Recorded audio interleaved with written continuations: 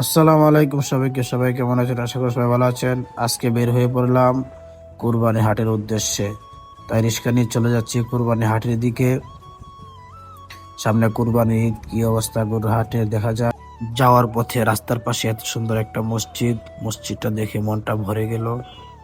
আমরা এখন হাটের খুব কাছাকাছি চলে এসেছি। একটু পরিষ্কার থেকে নেমে যাব, নামার পর একটু সময় হেঁটে যেতে হবে।